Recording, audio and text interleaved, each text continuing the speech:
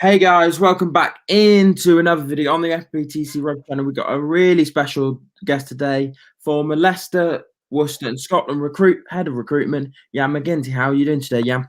Yeah, good, thank you. Thanks for having me and hosting this. I just got a couple of questions, and then I've got some questions from some of the fans that follow FBTC Rugby. Sure. So, first of all, how did you get into the recruitment side? What did you go through universities, or how Yes, did you get into it?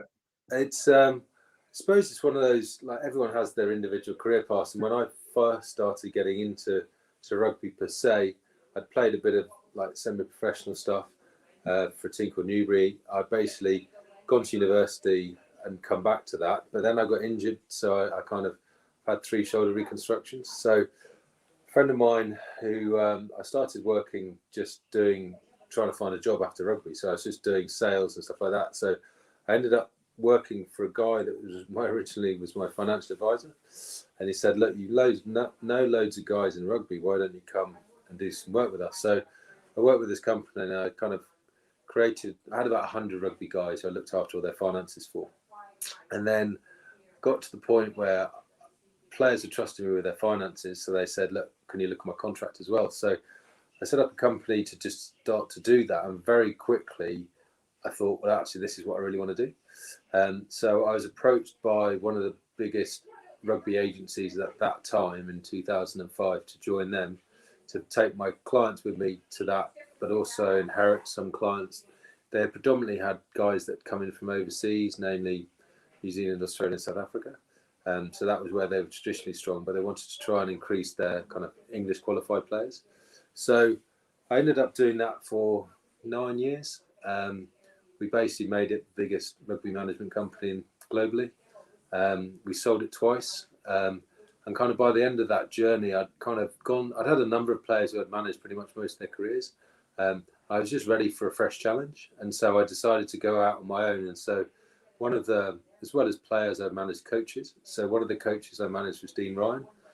He went to Worcester and said, "Look, I'd love you to come in and help me try and shape this squad moving forwards." So I suppose it's kind of the term, I suppose, is poacher turned gamekeeper, is going from one side of the fence to the other. But I was quite excited about the opportunity to try and put a structure in place to allow try and bring some good players to the club and trying to stop them being a bit of a yo-yo club, but also try and build something, because it was great to effectively establish this agency with some other individuals and actually make it what it was. But we'd sold it and it kind of lost the identity that we'd put in from the start, because it became quite corporate.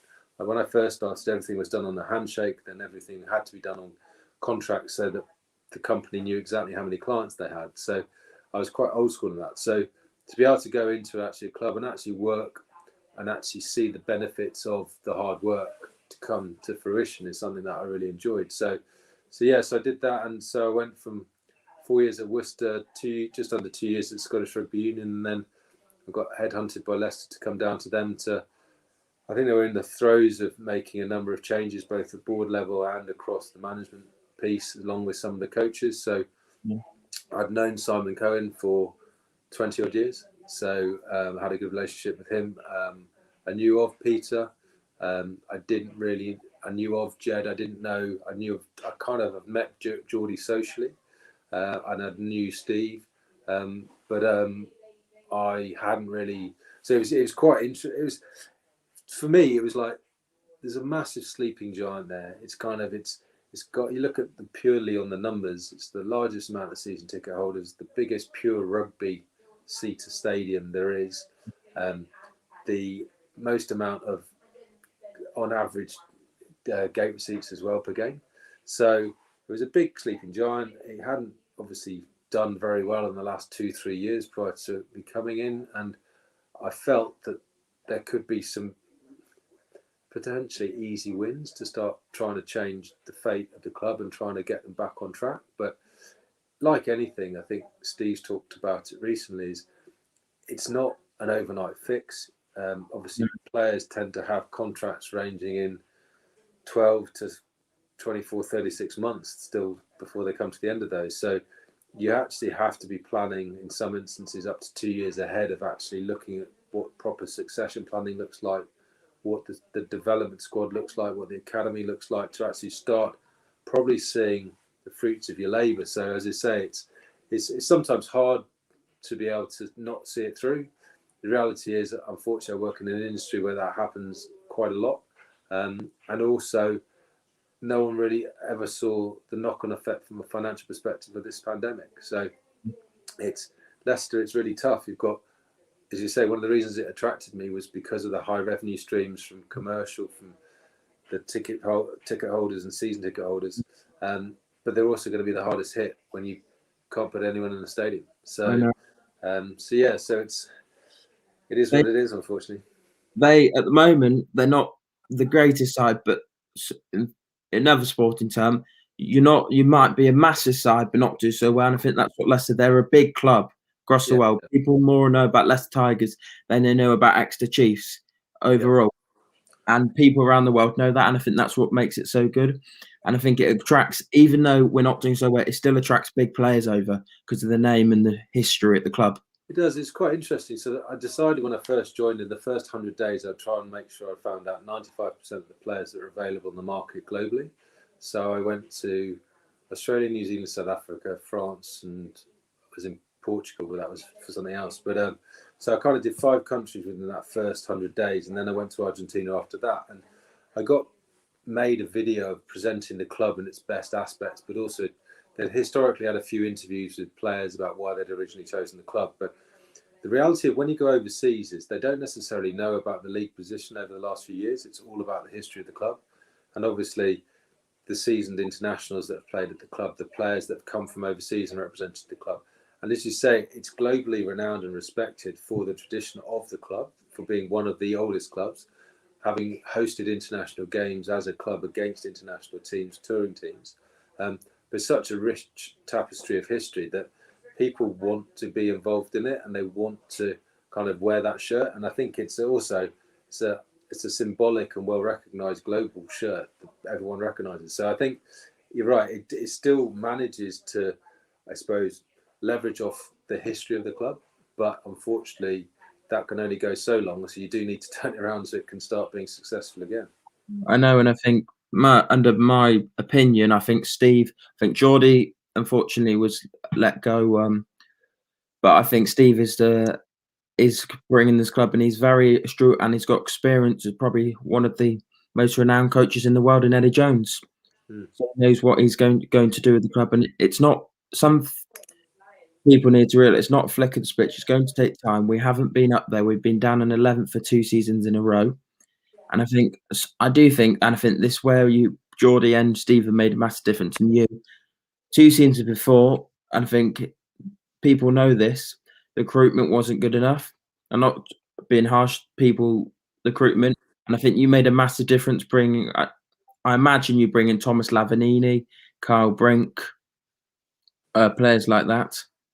Yeah, I mean, it's really hard because obviously the one thing I'd say is no one ever knows what's gone on behind the scenes historically. So there were certainly different financial budgets that they had to adhere to and things like that. And I think the investment by CVC actually allowed them to start going again after the higher brow international players per se. But I think it's tough because you're looking at results and actually how teams progress. And as you say, for that first initial year when I was there and the season before, they were effectively second from bottom, and albeit had it not been for Saracens would have been bottom. But I think I felt the pandemic actually was really tough on us in the sense that when we'd beaten Wasps, which probably we were a bit lucky because Tommy hit someone and got sent off and stuff like that, or yellow carded and stuff. But we managed to turn the result around. We then beat Bristol. We kind of just lose to Exeter, and it's kind of you're starting to build some momentum, and then obviously go away to Sarries, which was actually not as quite a close result, but then we kind of lost that momentum because of the pandemic. But that all goes because no one can remember those results till everyone starts, and then you've got these players coming in, and I think I look at it in some of the broad numbers, and the reality is like we did, I think there's 28 retentions, 24 new signings, 4 or 5 coaches. Those kind of that turnover of staff, that's not even including the amount of players that left. more often than not, in doing what I do, you'd expect that probably in a 3 to 4 year period, not less than 18 months. And so trying to actually, and then you're also trying to change potentially the way the team's trying to play. And so, as you say, it takes a time for players to bed into the new way that the head coach wants the team to play, and understanding those styles of play. And also, it takes a while for those players to bed in. And reality, because of the pandemic and availability and being when they were actually going to be released from their existing contracts, some players weren't coming into us till post Curry Cup or post Rugby Championship or whatever that may be. So you're talking potentially mid-December before they're playing their first club game, even though they're signed in the summer. So that's been quite hard. But I think you will start probably, I'd say, seeing the true benefit or the capability of that squad probably later towards the end of this season, and then hopefully next season. Because they've got to, and this is very interesting. They've only had Steve Borthwick's only had a full squad this season once, and that was against Bath. Yeah, I mean, you normally have 25% of your squad injured. That's the kind of stat you work off. But the reality is, with international call-ups and the fact that players are away longer when they're in those bubbles now, you've got guys coming in, so it's hard to actively rotate, but also know when you're going to have every single player available to select. But I mean, I look at it. You also look at the reverse of that. There's an opportunity for players to come through, and probably 3 of the extensions that we did that I'm probably most excited about seeing how they go are the 3 young lads in JVP, George Martin, and Freddie. So they've got a huge future, I believe, ahead of them with the club. This just shows already, man, it's showing big steps. He only played before because he wasn't back. He only played 3 games, and George Martin was called up to Eddie Jones's shadow squad. That really says something about what the guy can do. And he again was super impressive on Saturday. All of them were, I think, and that's what I would say probably Stuart is when Tigers fans were all worried when what's his name, Vianney went. They were all worried what they can. And I think we found a diamond in the rough in Freddie Stewart people didn't know about. Because we saw he played a couple of games in the season, but we didn't know the capabilities he had. Obviously, you and the rest of the coach knew it, but as fans, we've only seen him a couple of times. No, and that's the hard thing, is that because every fan wants they know a big name's going, they want them to be replaced by a big name. Yeah. Because more often than not, they think, the club's just being cheap and actually trying to bring someone through. The reality is the club's actually better off by bringing through homegrown talent that actually really has a passion for the club and is from the area. So you have to, it's a fine balance between your sparkling of rock stars that potentially from overseas and that stardust. But most competitive English teams will have a core group, as Tigers have done historically, of players from the local area. And I think we all knew that Freddie was going to be very good. But what was the point in bringing someone in that might be as good as him now or next year, but then they would fall behind him the following season? So you do have to sometimes back those individuals and give them the opportunity just to double check that they're actually going to get to that standard. And I think a very astute signing, I don't know if you did, but I think Kinney Milavale was a very astute signing to help Freddie Stewart grow. Yeah, I mean, when we first looked at the squad, Geordie kind of said, well, I want to play with effectively a quick winger and a massive winger. So I was like, well, I can get you the biggest winger in world rugby if you want. So we signed Nems, and then basically when the various players elected not to stay at the club because of the wage reductions, we basically managed to replace those 5 with 7 players in the space of 10 days, which, if you consider the standard of most of those players that came in, I think that's a pretty phenomenal job that we did. We were glad to see players leave that manner and stuff, but we were, as fans, I don't know if you see on social media and stuff, because some players and some coaches don't, and staff don't have been. But we were really, or from what I've seen on social media, really applauded for what you did. Some of the signings you brought in, Moreno, Milavale, really like Cobus van Beek, was really good in the Altura Super. And I think personally from us as a fan, I think you did really well. And because most of this thing will be watched by Tigers fans and stuff. Yeah. And look, And I then, think like it's been like a lot have reached out, and I think the two like I was really excited to get Nems over the line. I think he's been unlucky with injury, and yeah, obviously was away with Fiji. But when he's fully fit, I think there's, even though a lot of people have a go about his age, but I put it in the context of what he could have earned. He basically gave a lot away to come to the club because he wanted to play in the right environment, yeah. and I think like Vern Cotter He's, he's, recognised that, hence why he he's selected him. he's come Um, out and said that. Yeah, yeah, and I think the one I was probably the overseas one I was the most excited about, but probably took the longest to come, was Jasper Wiese, because I knew that we did that deal a long time before it was announced. And then obviously I still had to play Curry Cup rugby, and then that got delayed because of the pandemic. So I was really excited to see what he could do in the Premiership, and he's basically done exactly what I thought he would. And the other one's probably Moroni. I think Mateus he hasn't really been given the chance to play much attacking rugby, and I think when the weather gets a bit better, I think he'll probably show Yeah, how good a 13 he can be. yeah. But look, on the whole, I was pretty much. I look at the standard of the squad historically from what inherited to where it is now, and I think we did some really good signings. And I think you actually look at it from a financial perspective, we probably spent less money doing it because we had to, because that was the position we found ourselves in because of the pandemic. And I think it's now given Steve some reasonable selection headaches, which I think Geordie might not have had the previous year. I know, and Steve, and there's players from, I don't think, imagine it'll be Rob Taylor, but there's players that are even testing Dan Kelly, Yeah, and a Guy Porton, Harry Potter, yeah, that no one ever thought would. They'll test Moreno, they'll test Scott, but I think yeah, it's a very, with Eastman going in the contract. I think Matt Scott was a very another. Consistently, they seem to be really good signings. He's not yeah. hit off Matt Scott yet, but I think he's had a couple of good games, and he's looked good when he against Worcester. He looked really good in my opinion. Yeah, looks Scotty's top bloke, and he basically was just desperate for an opportunity. Things hadn't necessarily worked out his way from a contracting perspective at Edinburgh, but you actually recognise one how young he is still, and also the fact he's nearly got 40 caps for his country. And you look at his statistics, and week in week out, he's playing consistently very well for Edinburgh, who at that time were top two in their pool and playing in the knockout stages of Europe. So at the top competition. So he proved that to be, I think, really good. But he's a good professional for some of those guys to learn from.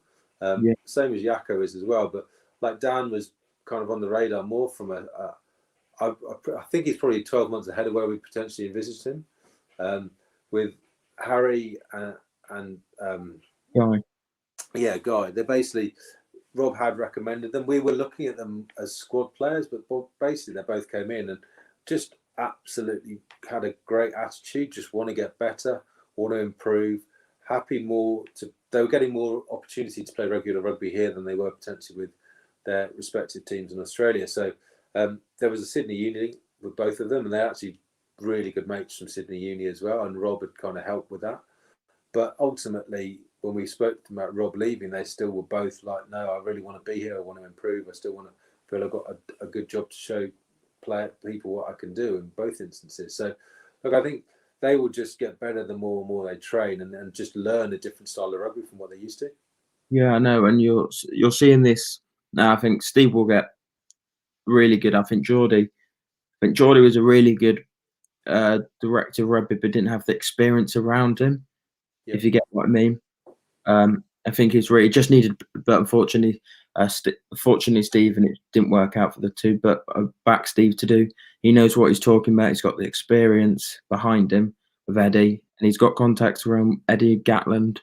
He's got contacts around him. Yeah, I mean, like anyone that's worked with England and Eddie, especially for that period of time, and worked with the British and Irish Lions, is going to have a whole host of experiences they can rely upon. I think he's also got the benefit of having Aled there as well, who's obviously won the World Cup from the strength and conditioning perspective, and also worked successfully with Llanelli and Munster. So, he's a very grounded individual, and players want to play for Aled as well. So, look, I think I envisage there'll be some additional coaches that will come in probably in the summer once they've had a chance to actually think about it. But I think the other thing is that some of those academy coaches are doing a fantastic job, and Tom Harrison and Smithy as well, Matt Smith. It's one of those you don't almost want to put too much pressure on them because they could be exceptional coaches, but they're still learning their trade. I know none of us, as we've never heard of Tom. We've heard of Matt Smith obviously because his career. We knew why, but none of us have ever heard of Tom Harris, and he's probably the one that's impressed me more for what he's done with this forward, the scrum and forward pack to keep it going. I think, and again, I don't know what they're going to do, but they'll probably bring coaches in saying that's Steve's choice, and the board will back him. Yeah, but I think when we get back, I think the fans are going to love it under Steve. Eventually, if you ever come back, it'd be just to see what the work you've done in to make, and Geordie too. Eventually, when fans eventually allow back, because you'll be appreciated at the club very well for all the fan base. Oh look, I think it's one of those times. It's that's probably one of the saddest things, and especially even for the guys that left in the summer as well. But I'm sure it's the same with kids going through. Finishing university, finishing A-levels, finishing GCSEs. No one's actually able to celebrate socially. So I know I still catch up with Geordie occasionally and just on a social distance walk or something like that. But it's just the fact of you'd like to go back and see some of the lads and shake their hands and wish them all the best as well. And that's just been taken away. But I hope in some way, shape or form I'll be back at Welford Road, probably in the opposition or just in a different capacity, just to enjoy the experience and see how they get on. And I think I'm very, very happy this weekend to see Geordie was commentating. Yeah, he did all right, didn't he? I think he was a bit nervous to begin with. You say on many accounts he was half of the fan base and tuned in for that just to listen to him commentate. Yeah, I think it was really tough for him because I think normally you're able to go to a ground and get the atmosphere and you've travelled over and it builds up. But because of the current restrictions, they have to do it from effectively a studio in the BT headquarters in Stratford. So you're actually just in a box with two other guys, and it's very much different to actually being pitch side and actually seeing it. So I think you're almost having to manufacture the situation. So I thought he did with that basically having to deal with that scenario. I thought he did very well. But I think once you relaxed a bit and started having some banter with Flats, he was very good. Yeah, I do. Yeah, I think some of we'll round the video off here. But I do think the way Geordie's put a good placement and plan for Steve to take over. And I think thanks for having it coming on the channel, yeah. No, not at all. Well, thanks for your time, and hopefully the fans have a bit of insight as to what went on, and I wish them all the best supporting their team for the future. And hopefully they'll be able to get in and watch them live soon in the not too distant future.